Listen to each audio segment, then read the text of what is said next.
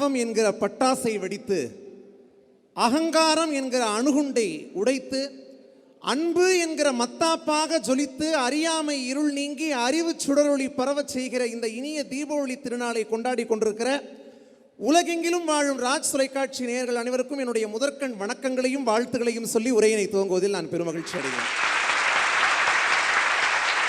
சித்திரைக்கு பிறகு வைகாசி. சிறப்பான ரசிகர்கள் வாழும் ஊர் என்றால் அதுதான் எங்கள் சிவகாசி. ஆளாளுக்கு சிவாசிக்கு 4 பாயிண்ட் கொண்டு வந்துட்டீங்க. இந்த கடைசி ஆளு தான் என்ன செய்ய போகிறாங்கன்னு தெரில. என்ன சித்திரை வைகாசி நீங்கள் என்ன சொல்ல முடியும்? கொஞ்சம் அடக்கி வாசின்னு போட முடியும்.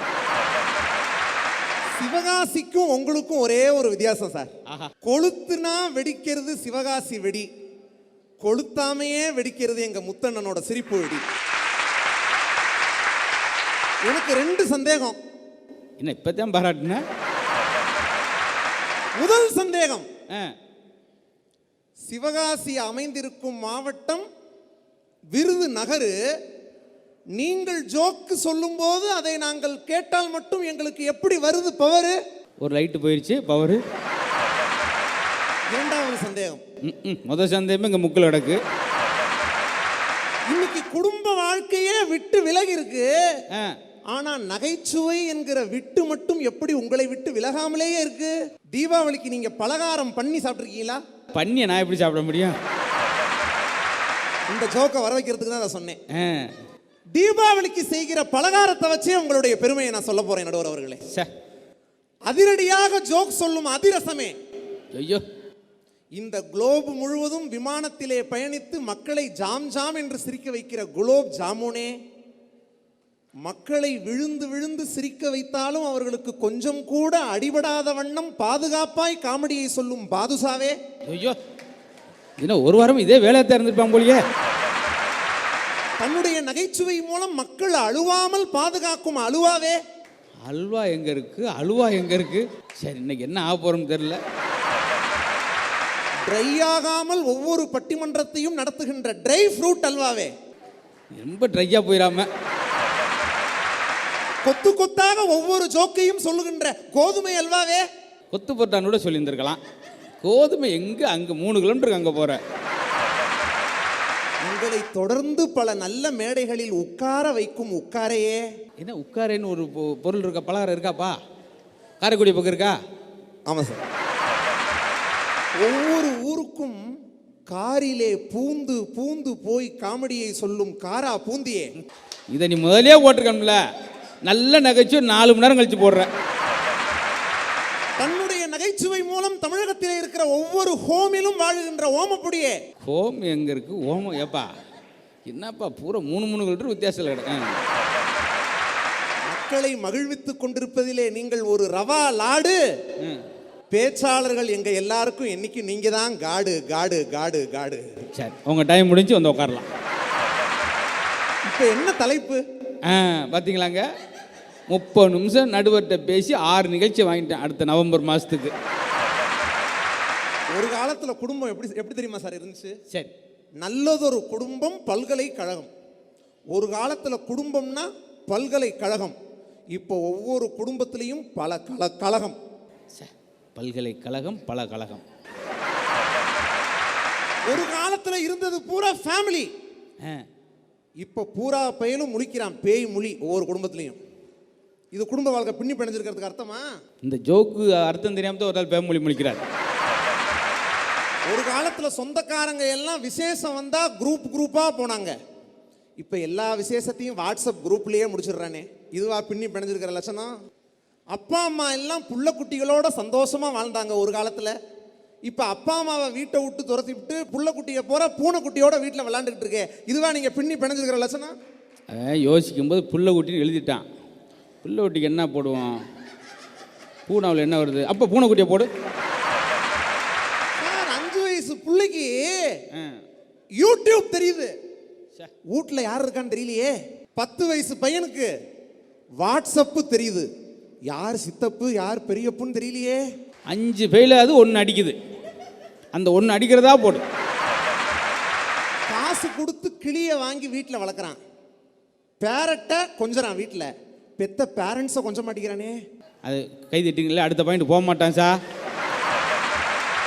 அவன் கொஞ்சம் ரொம்ப பிடிவாதக்காரன் சொல்லிட்டு இருக்கல, இருந்து 1 மணி நேரம் சொல்லிட்டு தான் போ அடுத்த பாயிண்ட். கிராண்டா வாழ்றான், கிராண்ட் பேரண்ட்ஸோட வாழ மாட்டேங்கிறானே. சார் பாஸ்வேர்டை கூட மறக்காம இருக்கான் சார் ஒவ்வொருத்தனும். ஆனா பாசத்தை மறந்துட்டானே சார்.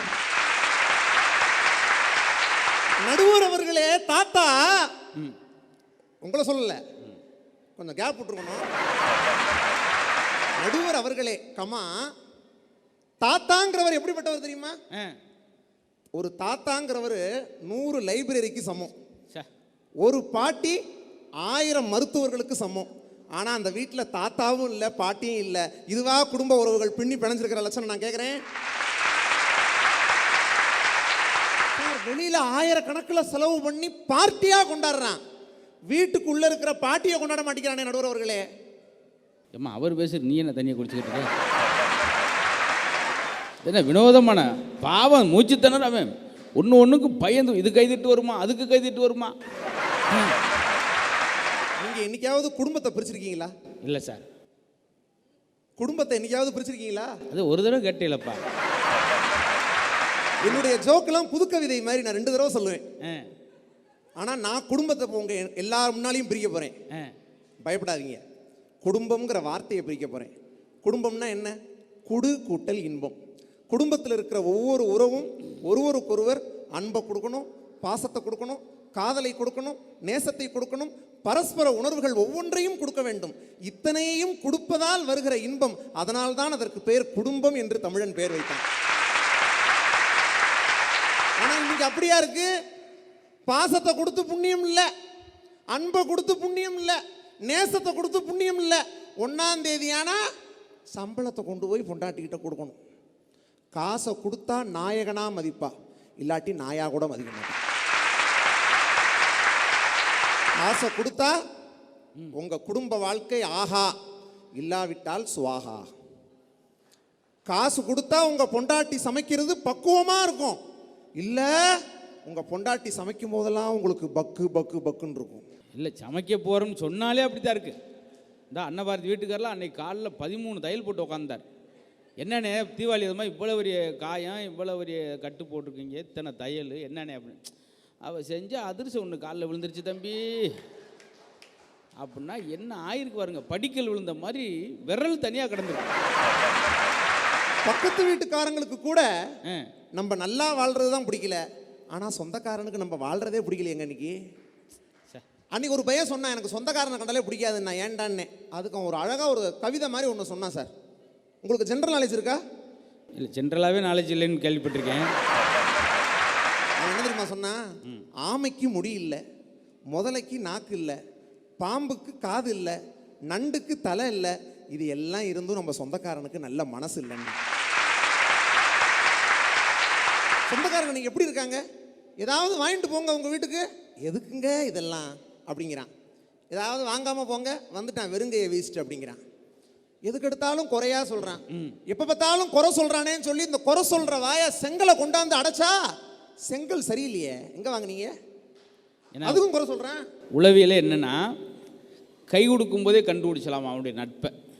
எவ்வளோ அழுத்தமாக கை கொடுத்து ரொம்ப நேரம் கையை பிடிச்சிட்டே இருக்கான் பார்த்தீங்களா, உங்கள் நட்பை ரொம்ப விரும்புகிறான்னு அர்த்தம். சில கை கொடுத்தும் கொடுக்காம அப்படி பட்டு மடாமல் அப்படி ஒரு ஃபார்மாலிட்டிக்காக விரல் மட்டும் தட்டும், சில மோரத்தை மட்டும் தொட்டு பார்ப்பேன், இது கொஞ்சம் சுமார். சில இங்கேருந்து இவ்வளோதான், அது இன்னும் சுமார். இந்த நட்பு எது நல்ல நட்புன்னா, வாசல் வரைக்கும் வந்து வழி அனுப்பிவிட்டு போவேன், பார்த்து போயிட்டு வாங்க நல்லபடியாக கவனமாக நின்று பேசி போன பின்னாடி வீட்டுக்குள்ளே போவேன். அதான் நல்ல நட்பு. அது இப்போ வரைக்கும் சூப்பர் ஸ்டார் அந்த வேலையை செய்வார், அதனால தான் அவர் சூப்பர் ஸ்டார். ஆனால் இன்னைக்கு ஒருத்தன் வாசல் வரைக்கும் வந்து அவன் போன பின்னாடி தான் அவன் போனேன். அவ்வளோ நட்பாடா, அவன் போகிற வரைக்கும் வாசல் நின்று போறிய, செருப்பு கருப்பை போட்டு போயிடுவான் மாப்பிள்ள. இதுக்கு பேர் நட்பு. இன்னும் சிலர் பஸ் ஸ்டாண்ட் வரைக்கும் வந்து பஸ் ஏற்றி விட்டு போவேன். அவ்வளோ பிணைஞ்சிருக்கானான்னு அர்த்தம் கிடையாது. பஸ்ஸு கிடைக்கல, வீட்டுக்கு வந்துட்டேன், என்ன போச்சு மாப்பிள்ள. என்னைய பார்த்தா நான் சந்தோஷமா இருக்கிற மாதிரி உங்களுக்கு தெரியுதா, இல்லை சோகமா இருக்கிற மாதிரி உங்களுக்கு தெரியுதா? நீங்கள் ஒரு மாதிரியாக இருக்கிற மாதிரி எனக்கு தெரியுதுப்பா. இப்போ நான் ஒன்று சொல்கிறேன். நான்லாம் எவ்வளவு சந்தோஷமா இருந்தாலும் சரி ஸ்டேட்டஸ் மட்டும் சோகமா இருக்கிற மாதிரி தான் வைப்பேன். அப்பதான் அந்த ஸ்டேட்டஸை பார்க்குறேன் என் சொந்தக்காரன் பூரா சந்தோஷமா இருக்கும். சித்தப்பா ஊர்லேருந்து வந்தாருங்க. வந்தோடனே வாட்ஸ்அப்பை பார்க்குறாரு. அந்த வீட்டில் இருக்கிற பையன் ஸ்டேட்டஸ் எதுவுமே காட்டல. வந்துட்டு கேட்டார், ஏண்டா இப்போலாம் நீ போடுற ஸ்டேட்டஸ் சித்தப்பா காட்டவே மாட்டேங்குதுடா, ஏண்டா? உங்களை ரொம்ப நாளைக்கு முன்னாடியே பிளாக்ல போட்டேன் சித்தப்பா. பிளாக்கா? அப்படின்னா அது ஒரு விதமான ஆன்லைன் ரெஸ்பெக்ட் சித்தப்பா, உங்களுக்கு புரியாது. பிளாக்ல என்னங்க ரெஸ்பெக்ட் இருக்கு? பெரியப்பா ஊர்லேருந்து வந்தார். சித்தப்பா கொண்டு பெரியப்பா கொண்டு 2 வச்சுருக்கேன். பெரியப்பா வந்தார். பையன் ரூம்லேயே இருந்தான். ரொம்ப சங்கடமாயிருச்சு அவர். வேகமாக ரூமுக்குள்ளே போனார். ஏன் தம்பி, நீ எப்போவுமே ரூமுக்குள்ளேயே தான் இருப்பியா? ரூமை விட்டு வரவே மாட்டியா? அவன் சொன்னான், எப்போவுமே நான் ஹாலில் தான் இருப்பேன். உன்னை மாதிரி சொந்தக்காரன் யாராவது வந்தால் மட்டும் ரூமுக்குள்ளே ஓடிடுவேன். தீபாவளிக்கு இவர்கள் செய்கிறார்கள் பலகாரம். இவர்கள் செய்கிற பலகாரத்தில் சில காரத்தை கூட எங்களால் வாயில் வைக்க முடியவில்லை நடுவர் அவர்களே. என்ன சேதாரம் ஆயிடக்கூடாதுல்ல. இன்னைக்கு ஒரு ஆள் பார்க்குறேன், ஜிலேபியை 2ஆ பிச்சு இந்த காதில் ஒன்று இந்த காதில் ஒன்று வச்சுருந்தான். ஏன் ஜிலேபியை காதில் வச்சுருக்க? என் பொண்டாட்டி செஞ்ச ஜிலேபியை வாயில் வைக்க முடியல, அதனால தான் காதில் வச்சுருக்கேன் அப்படின்னா. 3 மார்க் வாங்கியிருக்கு. மைசூர் சாண்டல் சோப்புக்கும் மனைவி தீபாவளிக்கு செய்கிற மைசூர் பாகுக்கும் என்ன வித்தியாசம் தெரியுமா? மைசூர் சாண்டல் சோப்பை போட்டால் உடம்பில் தான் நுரை வரும். மனைவி தீபாவளிக்கு செய்த மைசூர் பாகை கடித்தால் வாயிலிருந்து நுரை வரும். நான் கல்யாணமே ஆகலை, இப்படியே பேசினா எப்படி கல்யாணம் ஆகும்? கல்யாணத்துக்கு முன்னாடி நுரையா வரும், வாந்தி வரும்னா எப்படிக்கா வருவா பாவம். ஆனால் உண்மையிலேயே இந்த எழுதிக்கிட்டே இருக்கு பார்த்தீங்களா? பொங்கல் நீங்கள் அப்படி தான் சரிங்க. தாய்க்குளம் பொங்கல் கிண்டி இறக்குனா எவ்வளோ நேரத்தில் இறக்கணும்? 25 நிமிஷம். அந்த அம்மா கரெக்டுன்னு 5:30 மணிக்கு ஆரம்பிச்சது 9:30 மணி வரைக்கும். ஏய் சட்டியை கிட்டே ஓட்டையை போட்டு விட்டேன், எவ்வளோ நேரம் குரட்டுன்னு பட்டுன்னு இறக்குமா பொங்கலை? இருங்க செல்ஃபோனை உள்ளே ஓட்டேன், அதை தேடிக்கிட்டு இருக்கேன். அப்படி செல்ஃபோன்லேயே ஒருத்தர் டிப்ஸ் கட்டிக்கிட்டே போட்டுருக்கு. அடுத்து என்ன ஓட? இது போடுங்க, பாதாம் போடுங்க, பிஸ்தா போடுங்க, கடைசியில் செல்ஃபோனே உள்ளே போட்டுருக்கு. ஒரு காலத்தில் பண்டிகைகளை சுவையாக செஞ்சு எல்லா உறவுகளோடையும் பகிர்ந்துக்கிட்டோம் சார். இன்றைக்கி அந்த பகிர்ந்து கொள்கிற ஒரு தன்மை இருக்காங்க எந்த உறவு குடும்ப வாழ்க்கையில் இன்றைக்கி இருக்கா? இவங்க செய்கிற ஒவ்வொரு பலகாரத்தையும் பாருங்கள். தீபாவளிக்கு இவர்கள் செய்கிறார்கள் போண்டா, அதை பார்த்தாலே நாங்கள் ஆகிவிடுகிறோம் காண்டா. தீபாவளிக்கு இவர்கள் செய்கிறார்கள் பச்சி, அதை பார்த்தாலே எங்களுக்கு கொஞ்சம் கூட ஊறவில்லை நாக்கில் எச்சி. அடச்சி அப்படின்ட்டு போயிட. போன தீபாவளிக்கு சார், தீபாவளி முடிஞ்ச அடுத்த நாள் ஒரு ஆள் என்கிட்ட பத்திரிக்கை கொடுத்தார். எங்கள் வீட்டில் பேர் சூட்டும் விழா நடக்குது தம்பி, கண்டிப்பாக வந்துருங்க. யாருக்கு பேர் வைக்கிறீங்க? என் பொண்டாட்டி தீபாவளிக்கு செஞ்ச பலகாரத்துக்கு பூரா பேர் வைக்கிறேன். போன வருஷம் தீபாவளிகிட்ட ஒரு ஆள்கிட்ட சொன்னேன், ஹாப்பி தீபாவளி. அவர் சொன்னார், தீபாவளி மட்டும்தான் தம்பி இருக்கு, ஹாப்பி இல்லை தம்பின்னாரு. குடும்ப உறவுகள் ஒற்றுமையாக இருந்த காலத்திலே ஒவ்வொரு நாளும் தீபாவளியாக இருந்தன. ஆனால் வருஷத்துக்கு ஒரு நாள் வர்ற தீபாவளி கூட இன்னைக்கு தீபாவளியா இல்லையே. காரணம், குடும்ப உறவுகள் பின்னி பிணைந்திருக்கவில்லை, விட்டு விலகி இருக்கின்றன. அதுதானே காரணம். இன்னைக்கு இருக்கிற காலகட்டத்தில் இந்த உலகத்துக்கு எதையுமே கொண்டு வராமல் நம்ம வந்தபோது கூட நம்மளை வரவேற்றவங்க நம்மளை பெத்த அப்பாவும் அம்மாவும் தான். ஆனால் அவங்கள நம்ம எங்கே கொண்டு போய் சேர்க்குறோம்? முதியோர் இல்லத்தில். பெத்த பிள்ளை தந்தைக்கு செலவு பண்ணுறதுக்கு கூட கஞ்சத்தனம் பண்ணுறானே, இப்படி மகா கஞ்சனா இருக்கானே. இதை அன்னைக்கு ஒரு மகா கலைஞன் சம்சாரம் அது மின்சாரம் என்கிற ஒரு திரைப்படத்தில் விசு என்கிற ஒரு மிகப்பெரிய ஒரு ஜாம்பவான் ஒரு வசனத்தில் கொடுத்தாரு சார். இப்போ கேட்டால் கூட அதை கேட்டால் குடும்ப உறவுகள் பூரா இன்றைக்கும் அப்படி தானே இருக்குது, பின்னி பிணைஞ்சலாம் இல்லை, விட்டு விலகி தான் இருக்குது அப்படி நம்ம ஒத்துக்குவோம். அப்படி ஒத்துக்கொள்ளக்கூடிய வசனத்தை கொடுத்துருப்பார். எப்படி தெரியுங்களா? விசு பேசியிருப்பார். விசுவுக்கும் ரகுவரனுக்கும் நடக்கும் உரையாடல். அப்பாவுக்கும் மகனுக்கும் 525 ரூபாய் சம்பாதிக்கிறவன் 480 ரூபாய் ஒன்றுமே பேசாமல் கொடுக்கறதுக்கும், 1725 ரூபாய் சம்பாதிக்கிறவன், தட் இஸ் 1725 ருபீஸ் சம்பாதிக்கிற நீ 400 ரூபாய் கொடுக்கறதுக்கு கணக்கு பார்க்கறதுக்கும் வித்தியாசம் இருக்குடா கண்ணா. உன்னை பெத்து வழக்க வீதி வீதியா அலைஞ்சு தேஞ்சு அழிஞ்சு உன் பேருக்கு பின்னாடி பிகாம்ங்கிற 3 எழுத்த கூட்ட வச்ச ஒரு பைத்தியக்காரனோட பேசுறேன்னு தெரியல இல்லையா? தெரியல. நீ ஆபீஸ்ல சேரும்போது கேட்ட 5000 ரூபாய் செக்யூரிட்டி டெபாசிட்டுக்காக தன்னோட ப்ராவிடன்ட் ஃபண்ட் கிராஜுவிட்டி பேப்பர்ஸை வட்டி கடை சேட்டுக்கிட்ட அடமானம் வச்சு 5000 ரூபாய் வாங்கி கொடுத்த இந்த அப்பாவி அம்மையப்ப முதலியார் கிட்ட பேசுறேன்னு தெரியல இல்லையா? தெரியல. நீ காலேஜுக்கு போகும்போது எலக்ட்ரிக் ட்ரெயினில் அடிபட்டு சாக கிடந்த உனக்கு 3 பாட்டில் ரத்தம் கொடுத்து காப்பாத்தின இந்த சால்ட் கோட்ரஸ் அம்மையப்ப முதலியார் கிட்ட பேசுறேன்னு தெரியல இல்லையா? தெரியல. அப்போ வீட்டை விட்டு வெளியில போடான் நாயே. அன்னைக்கு போட்டு கொடுத்தார் வசனம். வீட்டுக்கு நடுவுல அன்னைக்கு ஒரு கோட்டை போட்டார். கோதாவரி, வீட்டுக்கு நடுவுல ஒரு கோட்டை போடுறி. லக்ஷ்மணன் சீதைக்கு போட்ட கோட்டை விட சக்தி வாய்ந்த கோடா அந்த கோடு இருக்கணும்னு அன்னைக்கு ஒரு கோட்டை போட்டாரு.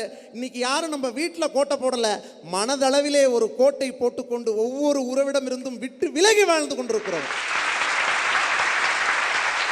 இன்றைய குடும்ப உறவுகள், இன்றைய குடும்ப வாழ்க்கை பின்னி பிணைந்திருக்கவில்லை, விட்டு விலகிதான் இருக்கிறது என்கிற ஒரு தீர்ப்பை நம்முடைய நடுவர் ஐயா அவர்கள் வழங்க வேண்டும் என்று கேட்டுக்கொண்டு, இப்பொழுது இந்த சபையில் பேசுவதற்கு கிடைத்த வாய்ப்பு மீண்டும் எப்பொழுது கிடைக்குமோ அப்பொழுதை எண்ணி இப்பொழுது உங்கள் அனைவரிடமிருந்தும் பிரிய மனமில்லாமல் தற்காலிகமாக விடைபெறுகிறேன். நன்றி, வணக்கம்.